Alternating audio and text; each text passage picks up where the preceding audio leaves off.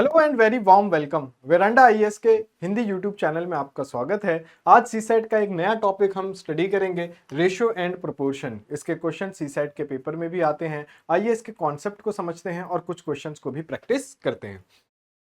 पहले समझते हैं what are the ratios. Ratios होते क्या हैं? The ratio of two quantities A and B in the same unit is the fraction A by B and we write it as a ratio B.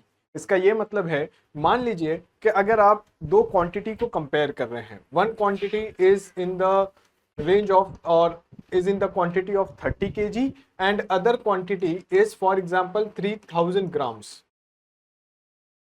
Since these two quantities are not having same units, इसके दोनों के same units नहीं है। जैसे ये 30 kg जो पहला product आपने लिया, for example this is rice and this is wheat.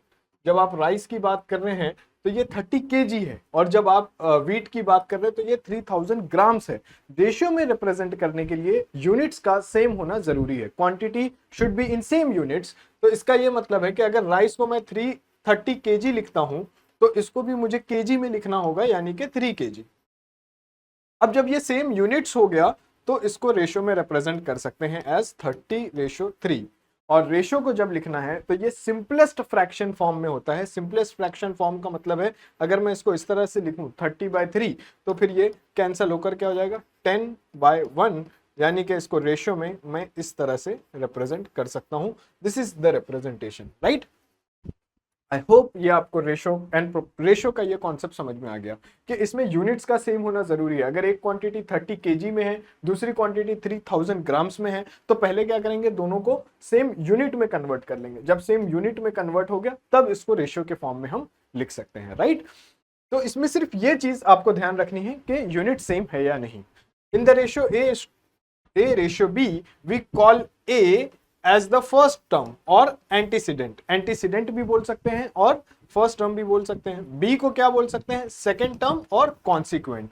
तो ये होता है एंटीसीडेंट और ये क्या होता है, कॉन्सिक्वेंट, राइट। दिस इज ये रेशियो की टर्मिनोलॉजीज है। फॉर एग्जाम्पल अगर 5:9 ऐसे रेशियो लिखा हुआ है तो ये फ्रैक्शन में इस चीज को रिप्रेजेंट करता है, न्यूमरेटर में 5, डिनोमिनेटर में 9। और एंटीसीडेंट यानी कि फर्स्ट टर्म को हम क्या बोलते हैं, एंटीसीडेंट, दैट इज 5, और सेकेंड टर्म जो डिनोमिनेटर में होता है फ्रैक्शन में उसको क्या बोलते हैं, कॉन्सिक्वेंट, राइट। सो ये कॉन्सेप्ट है किसका, रेशियो का। अब आइए समझते हैं प्रोपोर्शन क्या होता है। What are the proportions. तो कुछ क्वांटिटी है जैसे दोनों साथ में बढ़ रही है तो उसको बोलते हैं डायरेक्टली प्रोपोर्शन। जैसे बहुत सिंपल एग्जांपल अगर मैं आपको दूं तो ये हम सबने स्कूल लाइफ में पढ़ा है, this is a potential difference that is known as voltage. तो ये वोल्टेज हो गया, ये एक रेजिस्टेंस है और ये करंट फ्लो हो रहा है, ठीक है। ये ओम्स लॉ में हम जनरली पढ़ते हैं। इसमें क्या होता है, जैसे जैसे आप पोटेंशियल डिफरेंस बढ़ाते जाएंगे फ्लो ऑफ करंट भी क्या होगा, बढ़ता जाएगा। मतलब इसको ऐसे लिख सकते हैं कि ये जो वोल्टेज है, जैसे जैसे वोल्टेज बढ़ेगा करंट भी बढ़ेगा, जैसे जैसे वोल्टेज बढ़ेगा वैसे वैसे करंट भी बढ़ेगा। और ये प्रोपोर्शनैलिटी को हटाने के लिए हम क्या लिख देते हैं, इसका एक कांस्टेंट टर्म लिख देते हैं आर, जो रिप्रेजेंट करता है इस रेजिस्टेंस को। अब आपको यहां क्या समझना है, आपको यहां पर यह समझना है कि जैसे जैसे आप वोल्टेज को बढ़ा रहे हैं वैसे वैसे ये करंट भी बढ़ रहा है। जब इस तरह की रिलेशनशिप हो कि एक क्वांटिटी को बढ़ाने से दूसरी क्वांटिटी भी बढ़ती हो तो हम उसे क्या कहते हैं, डायरेक्ट प्रोपोर्शन। तब हम उसे क्या कहते हैं, डायरेक्ट प्रोपोर्शन। और मान लीजिए कि एक क्वांटिटी आप बढ़ा रहे हैं, जैसे मान लीजिए कि ये एक ट्रैक है, रोड है, ठीक है, और इस रोड पर आप दौड़ लगा रहे हैं और इस रोड पर दौड़ लगाते समय मान लीजिए इसका डिस्टेंस d है, ठीक है, और जितना समय आप दौड़ लगा रहे हैं उस टाइम को मैं रिप्रेजेंट करता हूं t से। अब अगर आप ज्यादा समय दौड़ेंगे, टाइम ज्यादा लगाएंगे, तो अगर आपने टाइम ज्यादा लगाया तो डिस्टेंस क्या होगा, जल्दी कवर हो जाएगा। टाइम ज्यादा लगाया तो डिस्टेंस जल्दी कवर हो जाएगा। कम टाइम लगाया है ना, कम टाइम ज्यादा लगा रहे हैं मतलब ज्यादा समय दौड़ रहे हैं तो डिस्टेंस भी ज्यादा कवर कर रहे हैं। और अगर कम टाइम लगाया तो फिर क्या हुआ, कम टाइम लगाने से डिस्टेंस भी कम कवर होगा, राइट। अब इसमें प्रोपोर्शन को समझते हैं। The equality of two ratios is called as proportion if a ratio b is equal to c ratio d. अगर दो रेशियो बराबर हैं, a is to b is equal to c is to d, तो उसको आप इस तरह से लिख सकते हैं, a ratio b double ratio c is to d. इसका मतलब है ए इज टू बी बराबर है सी इज टू डी के। we say that A, B, C, D are in proportion, ठीक है, ये proportion में है। Here A and D are called extreme, ये जो आपको लेफ्ट और राइट मोस्ट टर्म दिख रहे हैं इसको हम बोलते हैं एक्सट्रीम, और ये जो बीच में आपको टर्म दिख रहा है इसको हम बोलते हैं मिड टर्म्स, मिडल टर्म्स, ठीक है। एक्सट्रीम्स हो गया, और B एंड C को हम बोलते हैं mean terms, middle terms, right, B and C mean terms. और इसको लिख कैसे सकते हैं, अगर A is to B बराबर है C is to D के, तो हम इसको लिख सकते हैं A is to B C is to D, that is product of extremes और प्रोडक्ट ऑफ मीन्स बराबर हो जाएंगे। प्रोडक्ट ऑफ एक्सट्रीम क्या है, A and D, so A and D is equal to product of mean, that is mean terms, that is B and C, right. ये proportion से हम derive करते हैं। अब आप यहां देखिए डायरेक्ट प्रोपोर्शन और इनवर्स प्रोपोर्शन, इनवर्स प्रोपोर्शन। अगर दो क्वांटिटीज जैसे जैसे एक क्वांटिटी बढ़ती है वैसे वैसे दूसरी क्वांटिटी भी बढ़ती है, तो इसको हम क्या बोलते हैं, डायरेक्ट प्रोपोर्शन। और एक क्वांटिटी के बढ़ने से दूसरी क्वांटिटी घटती है, उसको हम क्या बोलते हैं, इनवर्स प्रोपोर्शन। जैसे मान लीजिए कि आपका hard work for your examination, और ये इनवर्सली प्रोपोर्शनल है प्रोबेबिलिटी ऑफ फेलियर के, ये इक्वली इनवर्सली प्रोपोर्शनल है प्रोबेबिलिटी ऑफ फेलियर। यानी कि जैसे जैसे आप हार्ड वर्क बढ़ाते चले जाएंगे, प्रोबेबिलिटी ऑफ फेलियर क्या होगा, घटता चला जाएगा। जैसे जैसे आप हार्ड वर्क कम करते जाएंगे, प्रोबेबिलिटी ऑफ फेलियर क्या होगा, बढ़ता चला जाएगा। इसलिए इसको बोलते हैं इनवर्स रिलेशन और इनवर्स प्रोपोर्शन। और अगर जैसे अभी हमने वोल्टेज और करंट के केस में देखा, जैसे जैसे आप वोल्टेज को बढ़ा रहे हैं, फ्लो ऑफ करंट भी क्या होगा, बढ़ता चला जाएगा, राइट। तो ये डायरेक्ट प्रोपोर्शन हो गया, और ये क्या हो गया, इनवर्स प्रोपोर्शन हो गया। इसमें x is equal to K Y, जो अभी मैंने आपको बताया, v is equal to I R, तो ये terms, k is a constant term and we write x is directly proportional to y, और यहाँ पर इनवर्स प्रोपोर्शन में x is inversely proportional to y। यहाँ पर x is equal to K Y होता है, यहाँ X Y is equal to k होता है, right. This is inversely proportional and this is directly proportional, right. तो ये हो गया कॉन्सेप्ट। अब हम कुछ क्वेश्चंस को सॉल्व करेंगे जो रेशियो एंड प्रोपोर्शन का यूज कर रहे हैं, राइट। आइए समझते हैं। बहुत ही सिंपल क्वेश्चन, बेसिक क्वेश्चन से शुरू करेंगे, फिर उसके बाद कुछ क्वेश्चन जो थोड़े से डिफिकल्ट लेवल के होंगे। If 10% of x is equal to 20% of y, then find x ratio y। बहुत सिंपल क्वेश्चन है, परसेंटेज अभी हमने लास्ट क्लास में देखा है।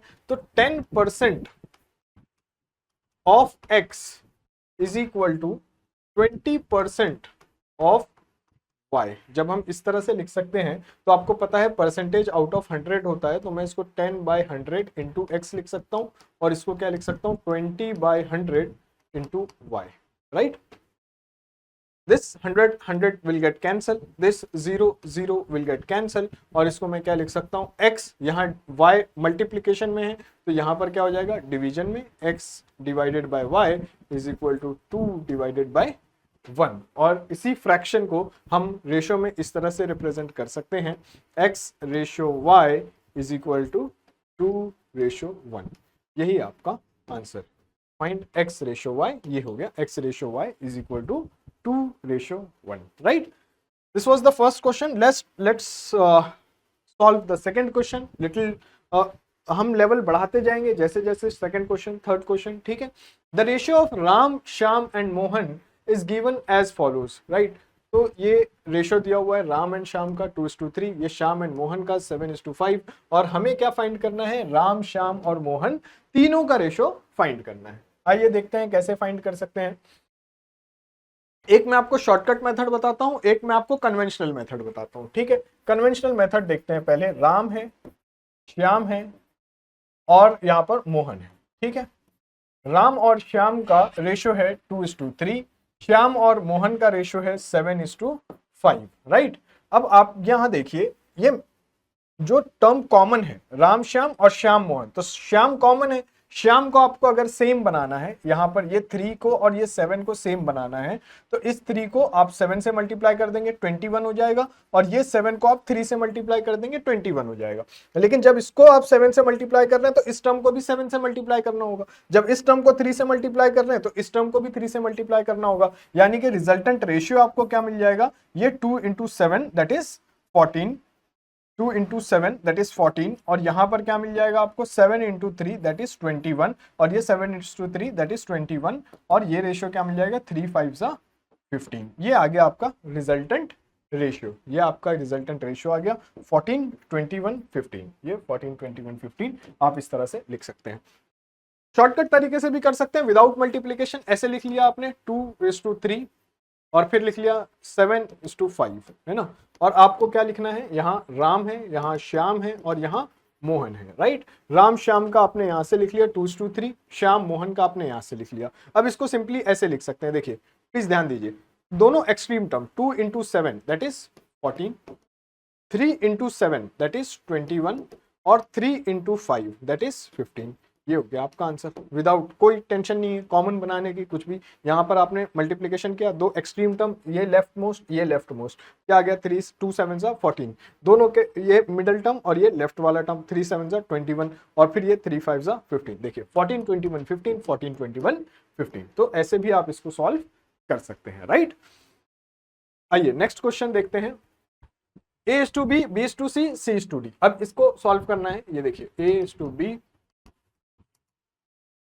C and D। अब AB आपको क्या दिया हुआ है 1 2, BC क्या दिया हुआ है 2 3, CD क्या दिया हुआ है 6 एंड 5।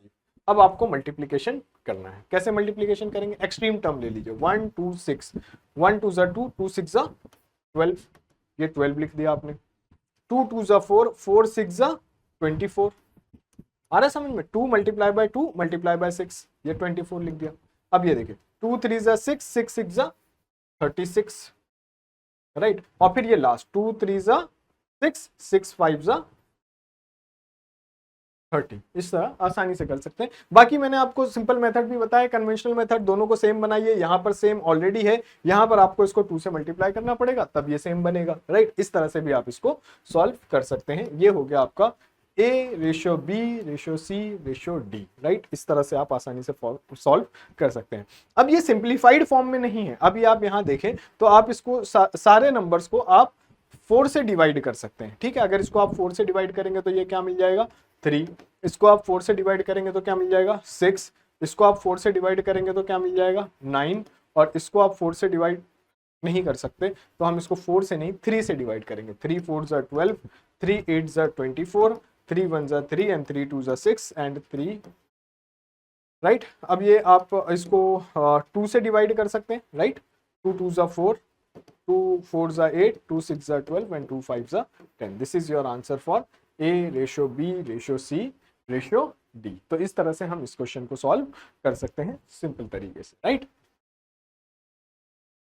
अब आइए कुछ वर्ड प्रॉब्लम्स देखते हैं। वर्ड प्रॉब्लम्स को कैसे सॉल्व कर सकते हैं। Ratio of speed is given as A:B। So A:B का आपको रेशियो ऑफ स्पीड दिया हुआ है 10:9 और फिर B:C का भी दिया हुआ है 10:9।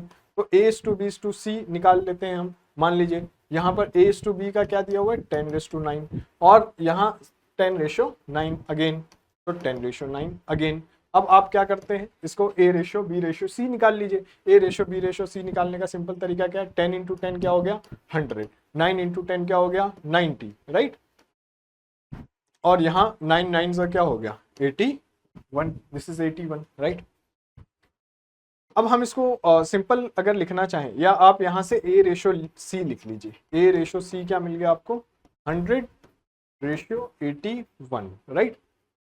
अब आगे का क्वेश्चन देखिए। अब यहां पर सिर्फ A:C नहीं फाइंड करना था, A:B, B:C दिया हुआ था और आपको पूछा क्या है, in the 400 meters race between A and C by what distance A will defeat C। अब ये देखिए आप कैसे सॉल्व करेंगे। रेस कितने मीटर की है 100 मीटर की। आपको क्या बोला है A will defeat C by what distance A will defeat C, यानी कि A रेस को पूरा कर चुका होगा और C रेस को पूरा नहीं कर चुका होगा, राइट। तो C पीछे है और A ने रेस को कंप्लीट कर लिया है। मतलब A ने कितना डिस्टेंस कवर कर लिया, अगर A जीत चुका है यानी कि A ने कितना डिस्टेंस कवर कर लिया है 400 मीटर्स। आपके पास रेशियो है A:C इज इक्वल टू 100:81। अगर मैं इसको 4 से मल्टीप्लाई कर दूं इस पूरे रेशियो को, तो ये क्या हो जाएगा A:C इज इक्वल टू 400 और ये क्या हो जाएगा 4 1 4, 4 8 32, राइट।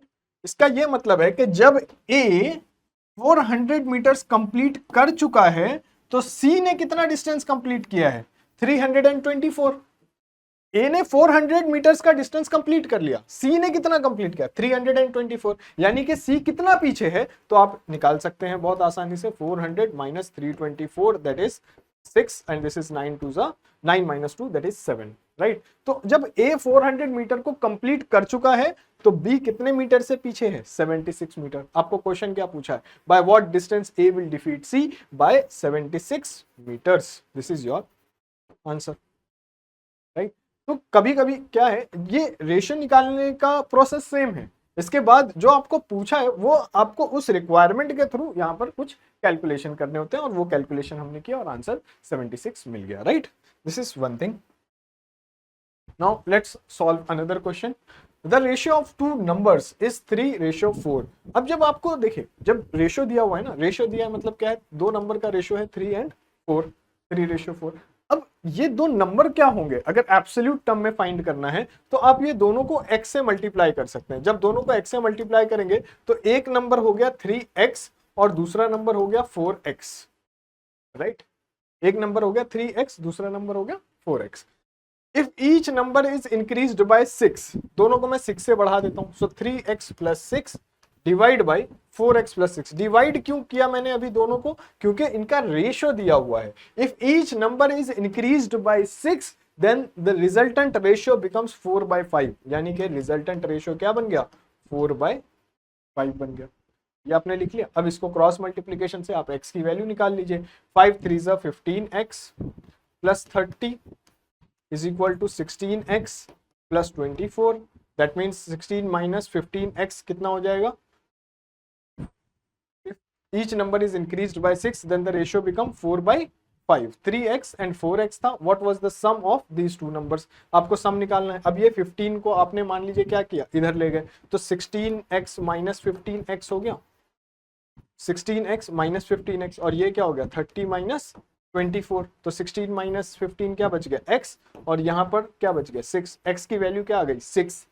आपने जो दो नंबर एज्यूम किए थे वो क्या है 3x एंड 4x, तो 3 इंटू 6 कितना हो गया 18, और 4x कितना हो गया 4 into 6 that is 24।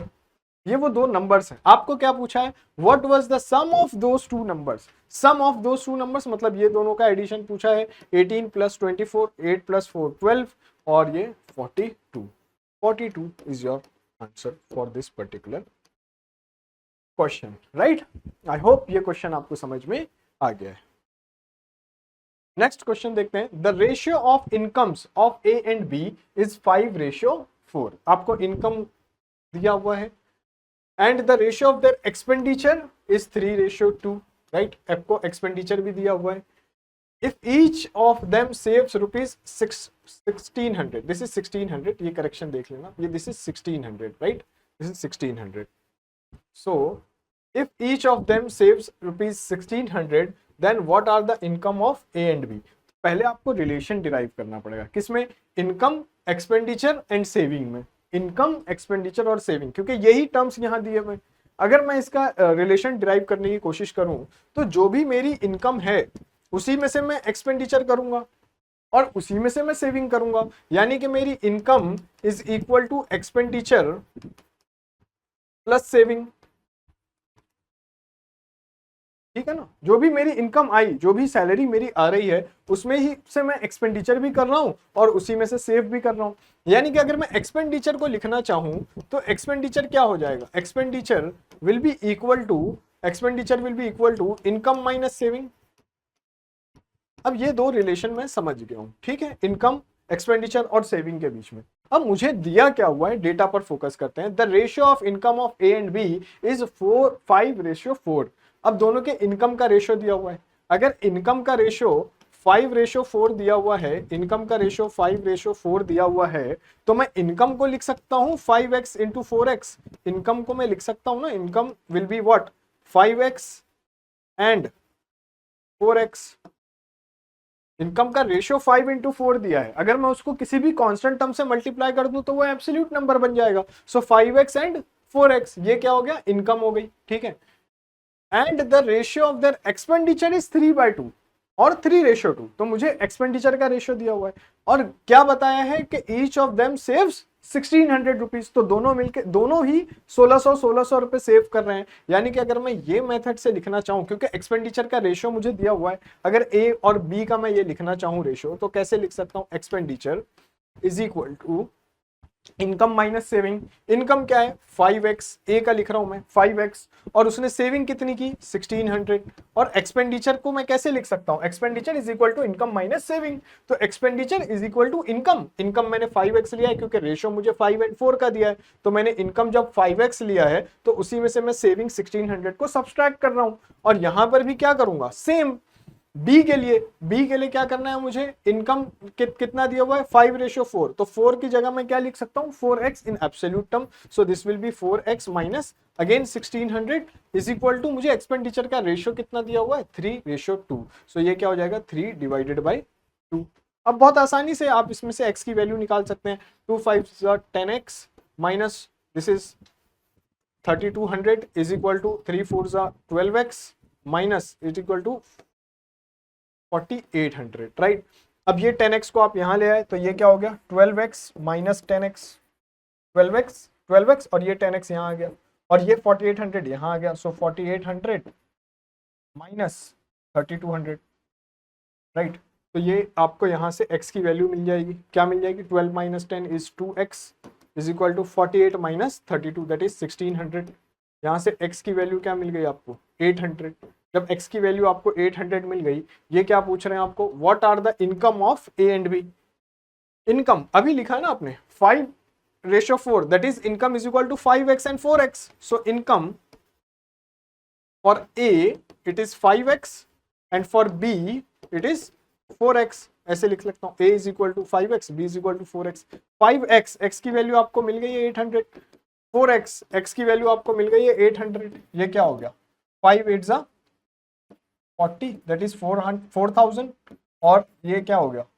4 into 800 that is 3200, right. ये आपको मिल गया the income of A and income of B, जो आपको क्वेश्चन पूछा हुआ है, राइट। तो इस क्वेश्चन में रेशियो एंड प्रोपोर्शन का कम यूज है, ज्यादा आपको फोकस इस पर करना है कि आप ये रिलेशन डिराइव कर पाए, इनकम एक्सपेंडिचर एंड सेविंग के बीच का ये रिलेशन। उसके बाद तो ये सिंपल कैलकुलेशन, उसमें तो कोई इशू है नहीं, राइट। आइए नेक्स्ट क्वेश्चन देखते हैं। The sum of ages of mother and daughter is 50 years. Simple question है। मदर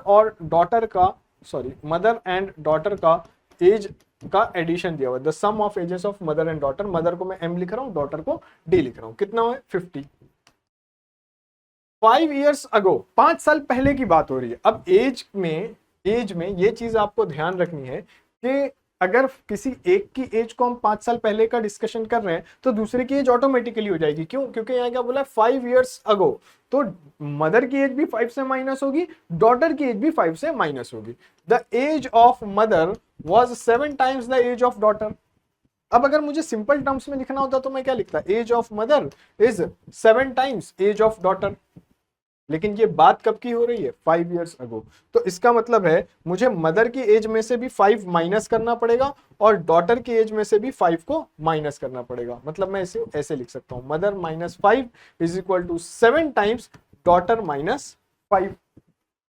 जब मुझे ये मिल गया तो अब इससे मैं आसानी से मदर और डॉटर की एज फाइंड कर सकता हूं। जैसे m minus 5 is equal to 7d minus 35। यहां से मैं m को लिख सकता हूं, m is equal to 7d, और ये 5 इधर जाके प्लस 5 हो जाएगा, माइनस 35 प्लस 5 इज माइनस 30। ये मुझे मिल गया एक रिलेशन, ठीक है। Mother is equal to 7d minus 30। अब इसको मैं पुट करता हूं, मान लीजिए इसको मैंने इक्वेशन 1 नाम दे दिया, तो इसको मैं पुट करता हूं, पुट इन इक्वेशन 1। जब मैं इसको इक्वेशन 1 में पुट करूंगा, इक्वेशन 1 क्या है?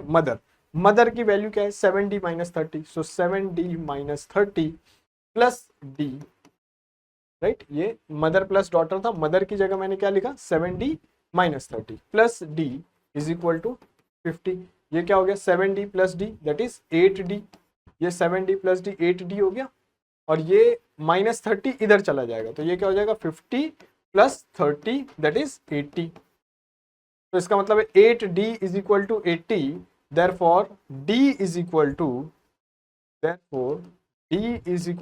80 by 8 that is t is equal to 10.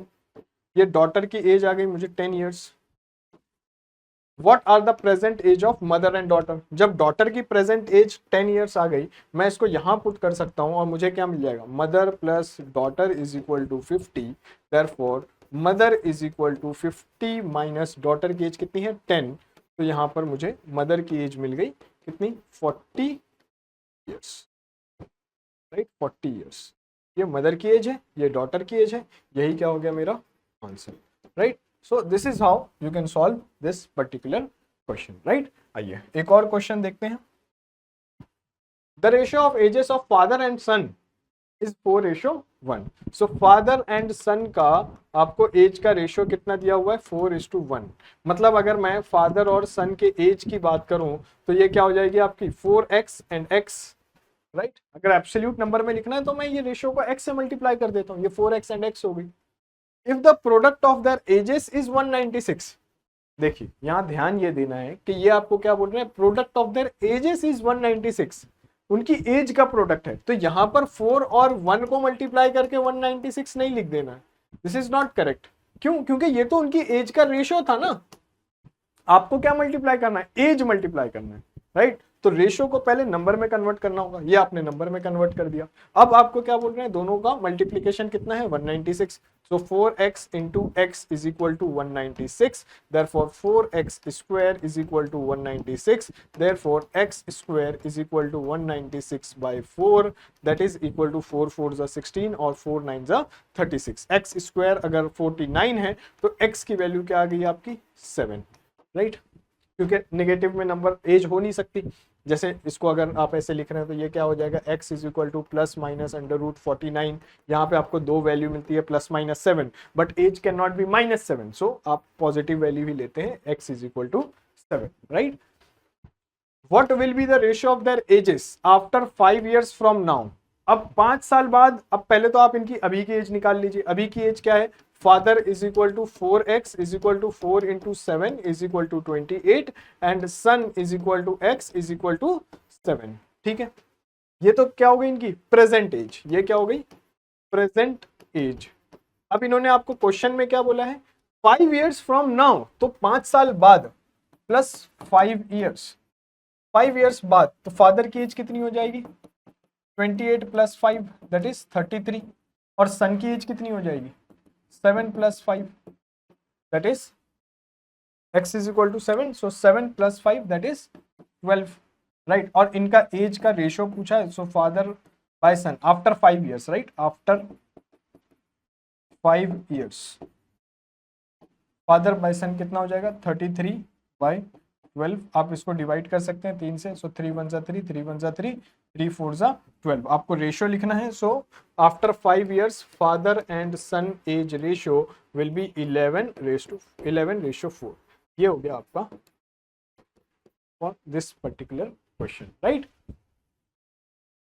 I hope ये क्वेश्चन आपको समझ में आ गए हैं और इन क्वेश्चन का सोल्यूशन आपको समझ में आया है. आई होप आपने इसको एंजॉय किया होगा. Thank you very much. Take care. Bye-bye. Veranda IAS, where your dream becomes reality.